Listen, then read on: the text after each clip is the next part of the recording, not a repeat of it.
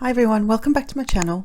Today I have a card using Mama Elephant's Little Llama, and I have some other stamps that are llama themed, so that's where I got the sentiment from Creative Stamps. But what I have is, first of all I used my zigs to colour in all the images on some Bristol Smooth paper, and then I cut them out with my scanning cut, which actually cut out really well. And then I'm going to take some distress ink in Kitsch Flamingo, Squeeze Lemonade and Peacock Feathers, I believe. And I actually created this cut on Cricut.com on the design space, and it's basically a load of about 1 inch blocks within a rectangle to create a, like when those pieces pop out, they'll create like a frame, almost like a grid pattern. And so I've used some washi tape at the back just to hold them all together so that I can ink them, because I figured you can get 2 cards for one out of one sort of die cut. And I know there's lots of companies out there who actually have like other, I think they call them cover plates or backdrops or something like that. Different companies call them different things, but they'll have these sort of shapes, but I didn't have that, so I created my own one.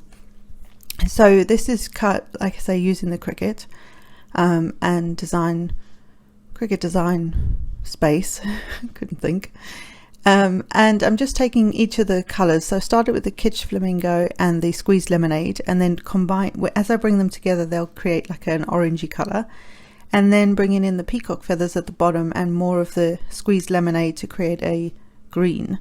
So I've got this sort of rainbow thing going on. So that was the idea anyway. And you can do this with 3 of those sort of color tones to create a rainbow without having a whole rainbow of colors. So I thought, especially with distress inks where you can blend them really well, they blend beautifully. Perfect. It just made sense. So I tried, I had not done this before, but I thought it worked out really well. And then of course I have to spritz everything, so I did that. But obviously this isn't watercolor paper, this is just box standard thick cardstock, white cardstock. So it didn't it reacted, but it didn't, when I went in with the paper towel just to lift some of that, it didn't really do anything. It basically absorbed into the cardstock, and that's because it's not a watercolor cardstock or a mixed media cardstock, so it just absorbs straight in, but it still left this lovely pattern in the background. And then I went over, without re-inking the brushes, I went over it just to tone down that whiteness that it might have had from the splatter. And then I have 2 card bases that are 11 by 4 1/4, and I've folded at 5 1/2. And these are the same white cardstock that I actually used for the like grid paper box thing, whatever we're calling this. So now that that's dry-ish, it's not completely dry, but it's dry enough that I can work with it. I'm going to carefully, although the back still comes off, peel off the washi tape at the back. It's actually kind of super sticky kind of washi tape. It's not the best, but it's pretty. So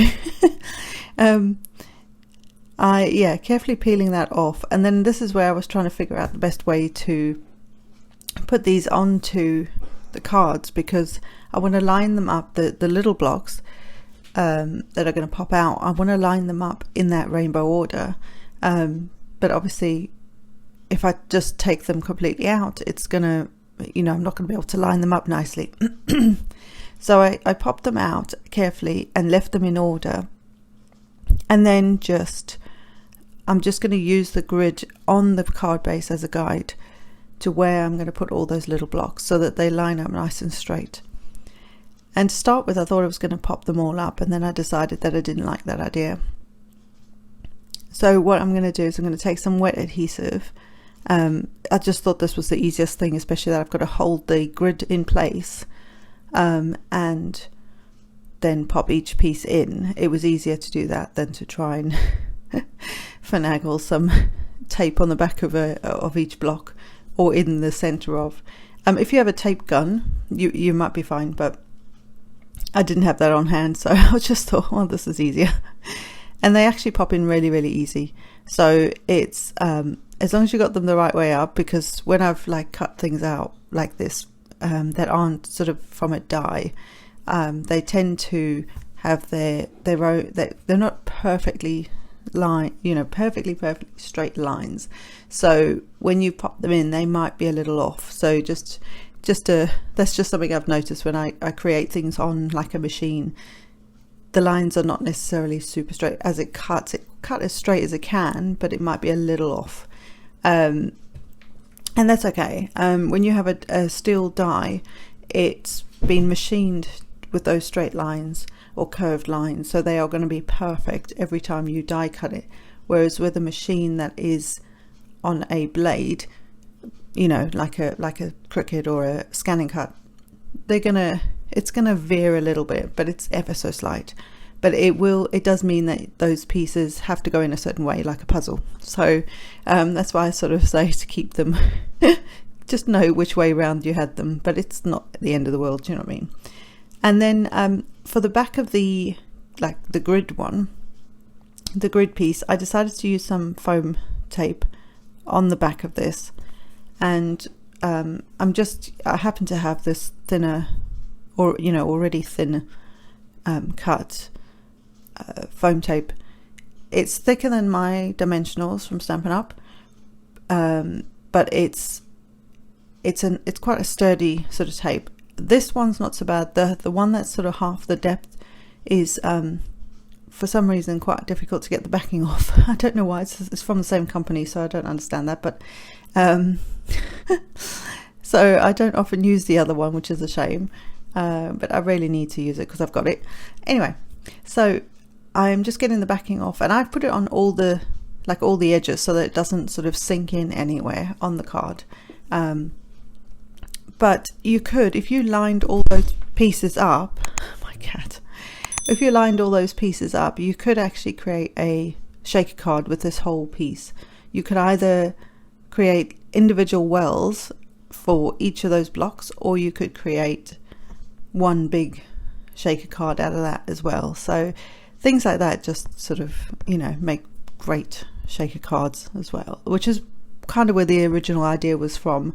Originally that was what I was going to try and do, but it didn't go with that in the end. So now I have all my pieces, and when I coloured these in, I took them off the like the way they are on the grid sheet for the like where the stamps are on the left there. I actually took them off and put them in my stamp platform as they were. So they were in the same order that they are on the stamp sheet. And so what I did was I coloured each row a different colour. So one row, the first row, I coloured in sort of a darker brown, and then the next row was a lighter brown. Then I think I had 2 shades of grey, excuse me, for the next 2 rows, because there's 4 rows of 5. Yeah, 4 rows of 5. So there's 20 of these little guys. And then when I went to actually put them on here, I actually went from left to right. So the end 2 rows, I then went right, or the first 2 rows, sorry, I then went right.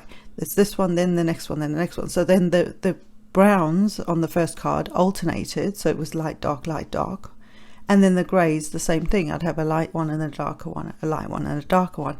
It just worked out like that. I didn't actually plan that. So when I was colouring them in, I just thought this was easy. I'll just get a whole bunch of them that are this colour brown and a whole bunch that are this colour brown. But when it came to actually putting these together, I didn't clock this until I was actually editing this video, that's actually how it landed up being. So it was pretty cool. It just worked out like that. But you could do this however you wanted. And I know some of them have got like little winter hats on, and scarves and all that sort of thing. There's like ones with little hearts. So obviously, some of these you can use for certain times of the year. So you could use them for Valentine's Day, for Christmas, or winter. There's I think there's a guy who's got like birthday presents. You can use that for birthdays, obviously. But I just sort of put them on the blocks or inside the blocks, as where I thought they looked best. And then I alternated how I arranged them. So this first card, I have them all the way around. and then the second one I have them sort of almost like in rows, and then the last 2 rows is where the sentiment will go. So speaking of sentiments, this sentiment's obviously on a long piece. Now you can cut your stamps, it won't hurt your stamps, but I can't psychologically do that to my stamps. So I used a piece of washi tape to sort of tape off the bit that I didn't want, and then I inked it, and then I would pull the washi tape off and then go in and stamp it. Now in hindsight, I should have done the stamping first, because A, I didn't stamp the second one totally right, and B, I didn't have some of the ink was still, even though I cleaned it, was still on the word karma, so it imprinted a little bit onto my little dude on the left. so in hindsight, I should have probably done that first, and because they popped up on some foam tape, that would have been easier. So for the second sentiment, I'm using the same white cardstock, and I'm just lining it up with the edge, the bottom edge and the right hand side of this piece of cardstock that I had, and that way it's just a bit easier when it comes to cutting it down into a block, because you've already got 2 sides sorted out. So I'm just going to eyeball this in my paper trimmer and just get it cut down so that it's just this sort of block of greeting, if you like. And actually this worked out really well, that you'll see in a second, because now I need to get this on this part of the card, but I just need to make sure I've got some foam tape behind it. So all those little guys as well, because I was so busy talking about other stuff, they were all of them are popped up. The ones on the first card are popped up just with some dimensionals from Stampin' Up, and on this card I'm using that same foam that I used to raise the grid up, because it's the same height then. I tried the Stampin' Up ones and they're just not thick enough, so they're not the same sort of thickness as this foam tape. So just bear that in mind if you're trying to do that. If you want them sort of set inside, then that's different, but I wanted them all sort of level. And so I've just got some foam on the inside here, and I'm just going to pop the sentiment strip straight over the top of that. And because it's all the same height, it should just fit there quite nicely. So I did notice that I didn't line it up totally right, so I had to cut some of the foam out, but it's fine. It's fine. We make adjustments with these things sometimes. And then the last thing that I want to do is actually add some sort of bling or something. So I grabbed some glossy accents and decided that just the balloons were going to get the glossy accents, and that's it. So sometimes it's nice not to do anything, so I could have left them where they are and it would have been perfect. But I decided that the balloons they were just the one sort of bigger thing on these guys that sort of stood out. So I decided that the balloons were the only thing that would get some glossy accents, and that's it. Just that one little thing, just because. So so there you go, guys. So you have one card that says Karma Llama, which is hysterical. And these are all the brown ones, so can you see how they alternate? Sort of alternate. They alternate when I went round the thing. So but they're super cute. And then that's the sort of dimension that you get with that one. And then this one is the 2 different shades of grey, which, like I say, it just worked out that way. Yeah. And getting older is no problema. I don't know how I feel about that, but yeah. And that one's got quite a lot more chunky in the foam pad department. But anyway, I hope you've enjoyed this, and I hope you try this, looking at your dies and seeing whether you can create 2 cards or projects out of the one die, and seeing whether the negative is something you can use to create something else. So yeah, I hope you've enjoyed this, and I will see you in the next one, guys. Bye.